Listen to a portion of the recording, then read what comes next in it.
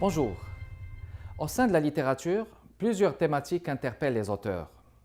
Des thématiques qui n'en restent pas moins inhérentes à notre confort, notre savoir-vivre et surtout notre attitude à négocier ce confort et à permettre à la relève d'en tirer les avantages.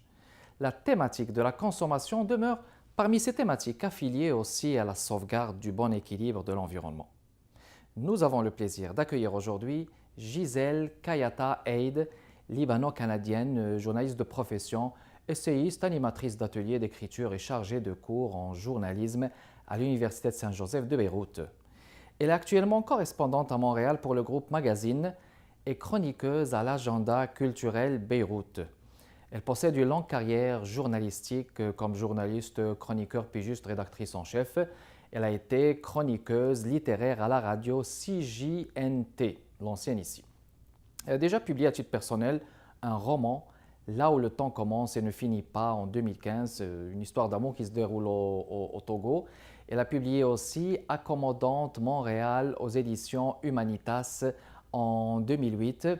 Elle a publié Crise de femme, édité chez FID en 2010, qui relate sous forme de micro-récits les différents témoins des femmes. Puis elle a édité aussi Kibarouna, Dialogue avec nos aînés aux éditions Tamiras en 2012. Puis elle a édité finalement Consommation Inc. en 2018. Ici Kamal Benkiran, bienvenue chez Art et Lettres.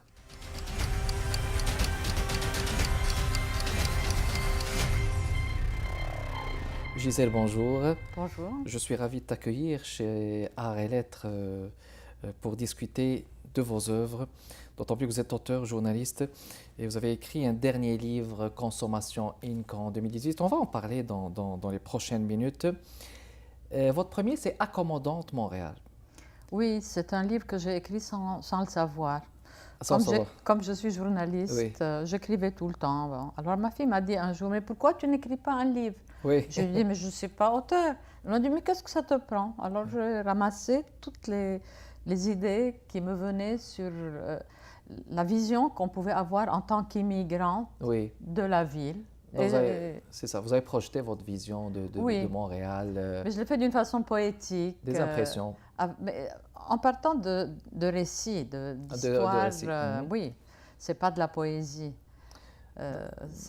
C'est un ensemble de petites réflexions, mais Oui. qui concernent des choses que nous voyons, nous, que les gens d'ici ne voient plus. Exactement. Donc, votre vision en tant qu'immigrante de Montréal, d'où le titre Accommodante Montréal. C'était à l'époque des accommodements raisonnables. Justement, c'était à l'époque... Et moi, je la trouvais très accommodante. Je la trouve toujours, d'ailleurs, très accommodante comme ville. Ben, c'est une grande métropole culturelle, c'est sûr. Oui, mais qui, je pense, absorbe bien toutes les facettes Oui. de la ville. Une belle mosaïque, on peut le dire. Suivi en 2010 de ce titre que je trouve intelligent et provocateur à la fois, Crise de femme. Oui, c'est ça. Crise de femme qui raconte des émois de femmes. Ce sont les émois de femmes, mais j'ai joué sur le mot parce que cri, si vous voyez sur la... Il y a cri, exactement. C'est écrit cri et puis 2 points SE. Donc, ça fait cri et on peut le lire crise de femme. Donc, et puis en plus, c'est crise de femmes, Oui. comme elles sont extraordinaires. Comme elles sont. Ça provoque une petite ambiguïté, cri, puis après on ajoute le SE qui fait crise de femme. Est-ce qu'il n'y a pas ici une allure, un volet un peu féministe à travers ce livre? Non, mais je raconte un petit peu ce par quoi les femmes passent. Mais là, je me suis vraiment amusée avec ce livre parce que j'ai associé par couple les histoires. Et il y a de tout. Il y a de tout. L'adolescente délurée, la femme abandonnée, l'épouse trompée. Il y a de tout. Des situations de société. Ce sont de tout petits récits, très condensés. D'ailleurs, j'écris tout le temps très condensé. Oui. Et illustré, faut-il dire? Oui, il est illustré. L'illustration a été très bien faite. C'est ce que je vois. L'illustrateur a tout de suite compris le message que je voulais dans les 4-5 lignes quelquefois. C'était intéressant.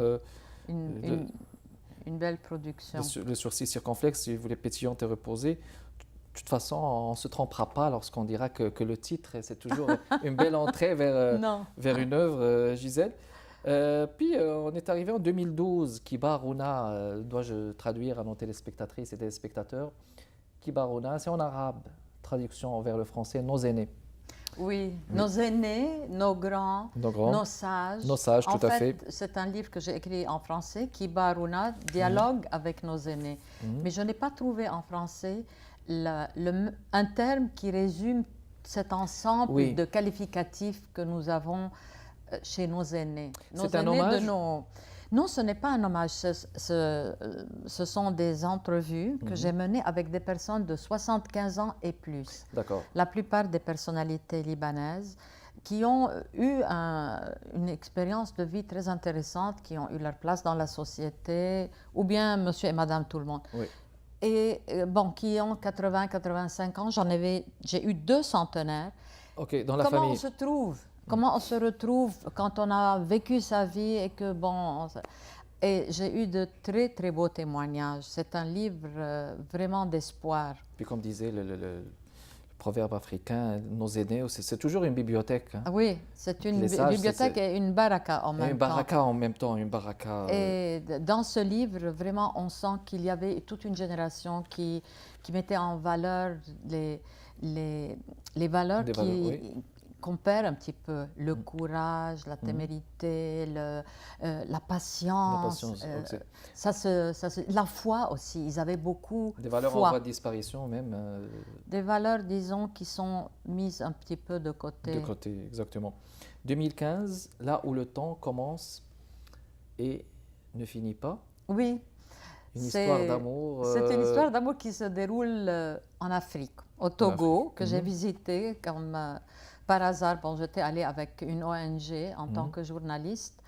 Et là, j'ai découvert vraiment toute une autre dimension en Afrique, dans un pays qui est en fait assez pauvre, le Togo, mais où l'âme humaine est très vivante. Oui. Et j'avais beaucoup de choses à raconter. Mais comme je ne pouvais pas faire une étude, je me suis dit, au fond, je vais m'essayer au roman, parce que sinon, ce sont des essais que j'écris. Et j'ai monté une histoire, une fiction, où il y a un Togolais qui tombe amoureux d'une Canadienne.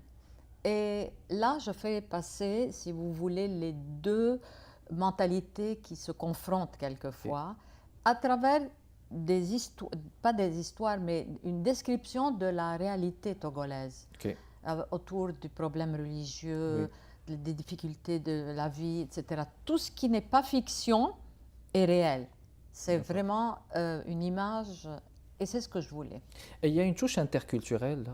Donc une fusion, 2 entités ou 2 identités. Vous l'êtes aussi libano-canadienne, ça ne peut pas m'échapper.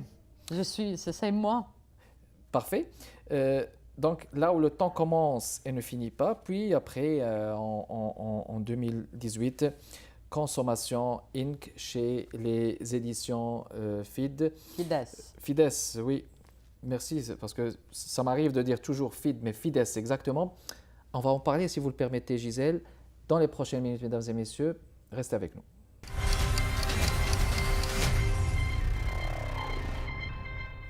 On est de retour, mesdames et messieurs, toujours dans le cadre de notre émission Art et Lettres avec notre invitée Gisèle Kayata Eid. Gisèle, on parlait de Consommation Inc. Bon, c'est un titre assez révélateur, Inc. On dirait qu'on parle d'entreprise. Pourquoi un tel livre et pourquoi ce titre?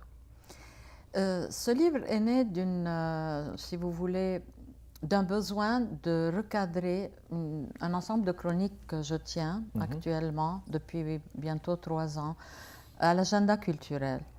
Et je parlais de certaines choses qui me semblaient être compréhensibles pour tout le monde et qui avaient rapport à cette société de consommation qui nous déshumanise un tout petit peu, qui nous prend là où nous ne voulons pas. Bon. Et puis quelqu'un m'a dit un jour, mais pourquoi tu es tellement pessimiste? Alors je me suis dit, est-ce que les gens ne comprennent pas qu'il y a un problème? Et c'est pour ça que j'ai pensé à mettre toutes ces chroniques dans un cadre. Alors, j'ai travaillé pour expliquer le phénomène. Qu'est-ce qui se passe? Pourquoi il y a un problème en ce qui concerne cette société de consommation? Je suis allée rapidement parce que je ne suis ni sociologue, ni économiste, ni environnementaliste. J'ai exposé le problème comme il est et mes chroniques sont venues illustrer mes propos. Ok. Et mes chroniques, ce sont des petites histoires qui sont prises dans l'actualité. Ça peut être une information que j'ai lue, ça peut être une sensation que j'ai éprouvée ou quelqu'un Vous qui m'a dit. reproduisez après, oui. Oui, c'est toujours par rapport à quelque chose qui s'est passé dans l'actualité de ma vie ou l'actualité internationale qui déclenche en moi une réflexion. Donc, j'ai voulu le faire, ce livre, et je ne le regrette pas du tout parce que les gens, là, maintenant, quand ils ont commencé à le lire, ils m'ont dit « Ah oui, maintenant, on comprend, mais c'est grave. » Je dis « Oui, tout est cohérent, là. » Parfait. Mais surtout qu'on ne parle pas juste de consommation, mais d'hyperconsommation. Oui. Dans une société capitaliste où les gens, ils sont non seulement rattrapés par une routine, mais par une consommation, hyperconsommation de choses que parfois ils ne comprennent pas aussi. Mais c'est tout un système, en fait. Oui. L'hyperconsommation, c'est le fait de vivre pour consommer. On a besoin de consommer pour être, pour paraître, pour avoir du succès et tout. Et là, on est en train de dépenser, d'utiliser, d'exploiter la nature pour qu'elle puisse nous donner et des biens et des services, alors que nos besoins ne sont plus... Ce n'est plus une question de besoin, c'est une question de désir, et le désir est illimité, alors que la nature n'est pas... Les ressources de la nature ne sont pas infinies. Exact. Et là, il y a un problème. Oui. On doit, à un moment donné, s'arrêter et se dire, qu'est-ce qui se passe? Comment allons-nous vivre? Exactement, c'est pour ça que, pas pour rien, que dans la première partie, vous posez cette question peut-être à travers le personnage ou à travers vous-même, si nous avons disjoncté. Oui. Donc, est-ce que nous avons disjoncté? Mais oui, parce que si on réfléchit un petit peu, comment se fait-il que cette terre qui nous porte, qui nous abreuve avec l'eau, qui nous donne l'air qu'on respire, qui nous offre l'habitat dans lequel nous... Comment se fait-il que cette terre que nous sommes en train de massacrer ne soit pas la première de nos préoccupations? Exactement. Il y a quelque chose qui ne va pas. Est-ce que nous sommes devenus tellement esclaves du fait d'acheter, de consommer? Parce que la consommation, ce n'est pas simplement d'aller acheter. C'est le fait de désirer, de penser, voir qu'est-ce que je vais faire avec ce Ne que pas trouver quoi acheter puis aller consommer juste comme ça. Absolument. Aussi. On consomme des biens, on consomme des services et maintenant des expériences. Il faut tout le temps aller acquérir quelque chose au lieu de se retrouver, d'être soi-même, de prendre le temps de regarder autour de soi, de respecter cette nature qui nous entoure. Tout à fait. C'est dans ce sens que je pose la question. Qu'est-ce qui nous arrive? Il faut bien à un moment donné se dire. Exactement. Et d'ailleurs, il y a 2 jours, le GIEC qui fait des études sur l'empreinte écologique est désastreux. Mais bien sûr. Si on trouve... si on parle du trou d'ozone et bien d'autres affaires, je pense qu'il y a toujours un problème chez l'être humain et chez le système qui gère l'être humain qu'autre chose. Je vous propose, Gisèle, un extrait, si vous le voulez bien, juste pour mettre nos lectrices et lecteurs au parfum de ce livre. Alors, je vais lire une chronique parce que le texte théorique, si vous voulez, en début, il y a plein de gens qui lisent des choses comme ça, mais je vais donner un peu le ton de mes chroniques. Ici, c'est un papier que j'avais écrit parce qu'il y avait eu une mesure en Suisse comme quoi les patrons n'acceptaient plus maintenant que les parents prennent des jours de congé si leur enfant était tombé malade. Très bien. Quel que soit le prix, qu'ils devaient s'arranger avec des gardiennes et tout. Et moi, ça m'avait choqué mais enfin, il n'y a plus d'humanité dans ce monde. Alors, je regardais, je prenais mon café, j'étais sur mon balcon, j'étais à Beyrouth. Il y a beaucoup de chroniques qui ont été écrites à Beyrouth et d'autres qui ont été écrites à Montréal. Dans l'entre-deux, comme on dit. Dans l'entre-deux, mais donc pour vous dire que ça couvre vraiment toute la planète. autant en Occident qu'en Orient. Alors je regardais et j'ai vu des femmes. Elles sont belles, les femmes qui étendent leur linge. Elles chantonnent en humant leur lessive. Elles déploient leurs bras, les yeux rivés sur la route, le sourire aux lèvres, prêtes à dire bonjour à la voisine du haut, au marchand ambulant du bas. Elles sont belles, ces femmes qui prennent le temps de profiter du soleil, de blanchir, d'amidonner et d'organiser les choses du quotidien. Toutes ces femmes au foyer qui comptent sur la lumière du jour pour penser leurs blessures, leurs écorchures et leur état d'âme. Et elles en ont, car ce sont elles qui épongent les humeurs du grand, les bobos du petit, les caprices de la dernière et les divagations de l'autre. Elles qu'on sollicite pour garder grand-père, visiter la tante ou attendre bébé. C'est chez elles qu'on peut sonner sans avertir, parce qu'on a un bleu à l'âme, à qui on peut demander de nous accompagner chez le médecin. Elles qui apportent un gâteau pour souhaiter la bienvenue, bon. Et puis après, j'y pense encore en écoutant les infos de la télévision suisse qui soulèvent un débat sur l'absentéisme en entreprise pour cause d'enfants malades. Et si vous proposez, si vous permettez, on va donc enchaîner avec la pause, puis peut-être on va vous laisser enchaîner dans votre lecture. Restez avec nous, mesdames et messieurs.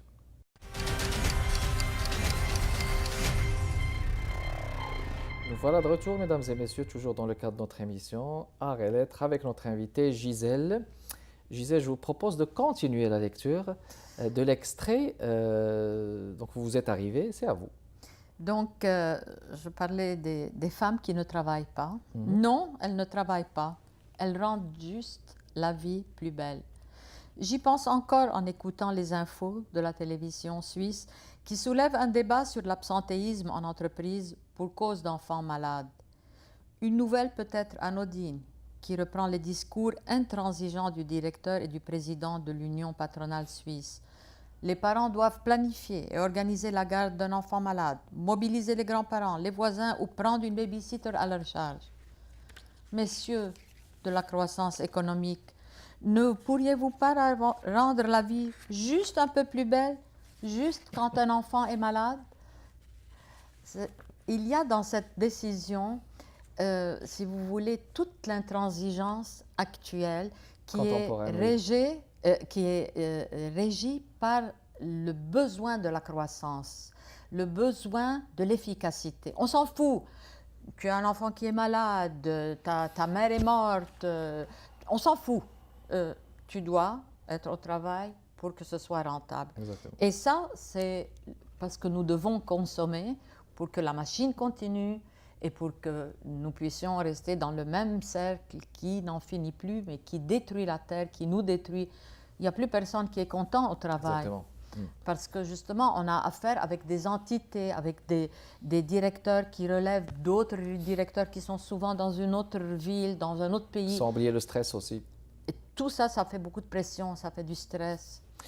Et puis vous avez mentionné dans la page 64 comme si un titre qui m'interpelle, comme vendre son âme au diable. Vous pensez qu'avec ça, on est en train de vendre notre âme au diable à la consommation?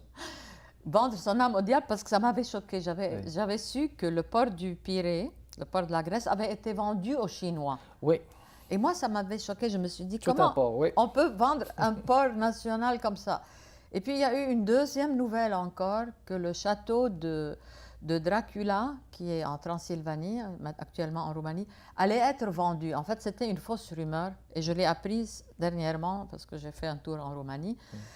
Donc, je me suis dit, mais comment l'inconscient collectif, comme ça, il est dilapidé, il est vendu pour des peanuts, pour rien. Et puis, les Français aussi ont vendu un joyau de l'architecture française. Pour rien. C'est comme la loi du marché qui dicte Oui, alors je me disais, je me suis posé la question, est-ce qu'il n'y a pas un point où on s'arrête, on se dit, ah non, ça non. Oui. On est capable même de vendre son âme au diable. Mais justement, Gisèle, dans ce contexte, maintenant on voit une prolifération de fast-food, de centres d'achat partout où on va, peut-être qui sont régis par une certaine loi du marché et de la consommation. Mais la place de la culture là-dessus, Est-ce que vous pensez que la culture a encore un rôle à jouer là-dessus? Et est-ce que vous pensez que la culture peut intervenir comme peut-être, par exemple, comme un médiateur qui va dire aux gens, bon, écoutez, à un moment donné, il faut faire un recul et, par exemple, pousser les banques à investir plus euh, pour moins consommer ou est-ce que vous pensez que la culture pourrait jouer un rôle, les arts, tout ça? Je pense, et c'est l'objet de ma conférence que je vais donner au Festival du monde arabe. Du monde arabe prochainement? Oui, je pense que les sociétés traditionnelles encore ont à nous apprendre, ont à nous faire un recul parce qu'on a fait taire, je le dis dans le livre, on a fait taire la religion.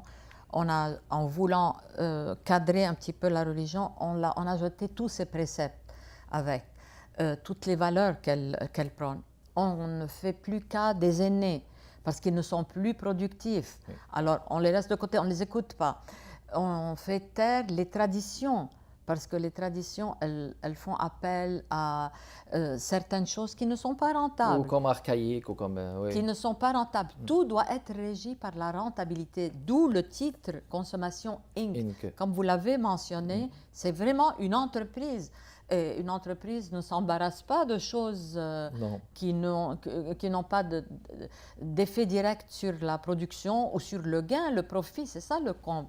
Oui. Ce sont les multinationales qui régissent le monde et qui veulent absolument faire des sous, quitte à rendre des populations malades, déplacées, émigrées, etc. Donc l'Orient dans toute son acceptation, aussi bien de l'Asie que du Moyen-Orient, que des pays d'Afrique ancestraux, tout ce qui n'est pas Occident du moins, oui, a beaucoup à nous apprendre. On doit les réécouter. Et s'imprégner de ça. Oui. Alors, Consommation Inc., mesdames et messieurs, INC, de Gisèle Kayata Eid, disponible dans toutes les librairies. Oui, absolument. Publié chez les éditions Fides. Il faut aller l'acheter. Très intéressant comme thématique.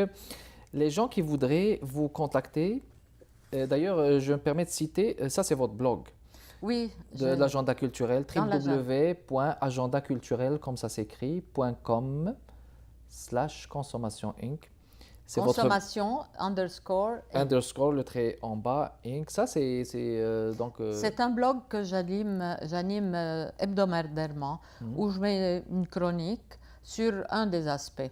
Quelque chose qui m'est arrivé, comme je vous ai dit, ou bien qui a rapport directement à l'actualité. Notre vie de chaque jour. Un des derniers, c'était par exemple, il y avait des concours sur les start-up, les dernières et tout. Et je me demandais, est-ce que les start-up, il faut absolument les couronner, même si elles nous inventent comment savoir donc si notre chat a fait pipi. Vous encadrez les choses donc de manière... Gisèle, merci beaucoup d'avoir répondu présente à notre émission. Merci beaucoup de votre intérêt, de votre fidélité, mesdames et messieurs. Kamal Benkiran avec vous. À la prochaine.